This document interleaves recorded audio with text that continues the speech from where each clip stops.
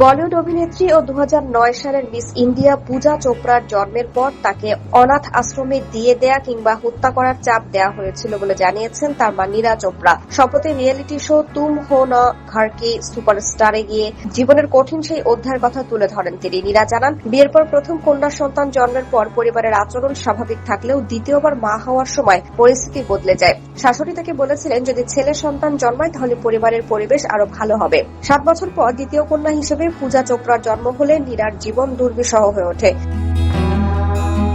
তিনি বলেন, সন্তান জন্মের পর টানা 3 দিন হাসপাতালে তাকে দেখতে কেউ আসেনি, এমনকি নবজাতকের জন্য প্রয়োজনীয় পোশাকও ছিল না। অন্য এক রোগীর পরিবারের সহায়তায় শিশুটির জন্য কাপড়ের ব্যবস্থা হয়। নীরার কথায়, প্রায় 10 দিন পর তার স্বামী হাসপাতালে এলেও সন্তানের জন্মে কোনো আনন্দ প্রকাশ করেননি। বাড়ি ফেরার পর সন্তান জন্মের মাত্র 11 দিনের মাথায় তাকে আবার বাড়ির কাজে নামতে বাধ্য করা হয়। সবচেয়ে মর্মান্তিক অভিজ্ঞতার কথা বলতে গিয়ে নীরা জানান, পূজার জন্মের 20 দিন পর থেকে প্রতিদিন তাকে বলা হতো শিশুটিকে শেষ করে দিতে অথবা অনাথ আশ্রমে রেখে আসতে।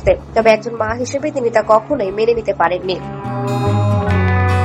অবশেষে 21 দিনের নবজাতক পূজাকে কোলে নিয়ে শ্বশুরবাড়ি ছেড়ে বেরিয়ে আসেন নীরা। 81 রুপি সঙ্গে নিয়ে বড় মেয়ে ও নবজাতককে নিয়ে কলকাতা থেকে মুম্বাইয়ে চলে যান তিনি। সে সময় তার বাবা মা মুম্বাইয়ে থাকতেন। মুম্বাইয়ে চাকরির খোঁজে এক 5 তারকা হোটেলে যান নীরা। সেখানে মোনা চাওলা নামে এক নারীর সঙ্গে দেখা হয়। নিজের অসহায় অবস্থার কথা জানানোর পর সেখানে তিনি চাকরি পান। প্রথম চাকরিতে তার বেতন ছিল মাত্র 900 রুপি। সেই অর্থ দিয়ে 2 মেয়েকে নিয়ে সংগ্রামের জীবন শুরু করেন। প্রায় 6 বছর কঠোর পরিশ্রমের পর গোয়ায় একটি ভালো চাকরি পান। সেখানে তার বেতন বেড়ে 6000 রুপিতে পৌঁছায়। সেখান থেকে জীবনের মোড় ঘুরতে শুরু করে। আজ 2 মেয়ের সাফল্যে গর্বিত নীরা। আবেগঘন কণ্ঠে তিনি বলেন, যদি বারবার জন্ম হয় তাহলে আমি ঈশ্বরের কাছে একই 2 মেয়েকে চাইব।